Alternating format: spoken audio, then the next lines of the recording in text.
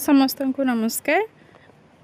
आज आउ एक नुआ वीडियो को मु free online class YouTube channel आपण मानक स्वागत जनावि।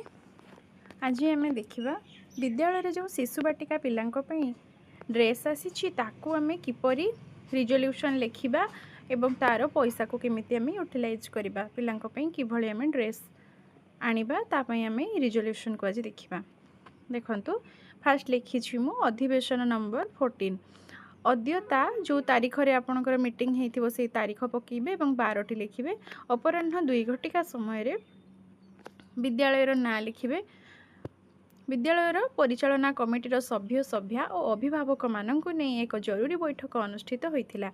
उक्त बैठक रे विद्यालय परिचालना कमिटीर सभापति तांको ना लिखिबे एवं सभापतित्व कार्य तुलाई थिले।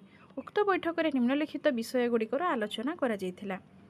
तापरे कौन आलोचना कर जायथिला से गुडा कम प्रस्ताव हिसाब रे लिखिबा। प्रस्ताव 1 2025-26 शिक्षा वर्ष रे आपनकर जेतिकी पिला थिबे से पिलांकर नंबर लिखिबे। एठी एतिकी जन शिशु बाटिका पिलांक पई हाउस ड्रेस जोता और यूनिफॉर्म बाबद को जेतिकी टंका आपणकर आसीथिबो आपण सेही टंकाटी को एठी मेंशन करिवे।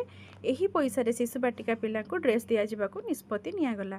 प्रस्ताव 2 कौन आम कमिटीर समस्त मेंबर माने एही निष्पत्ति नेले कि आमे समस्त ड्रेस और जोता उषा गारमेंट्स ठारू आनिबो। आपण जो ठारू आनिबे तार ना एठी मेंशन करिवे।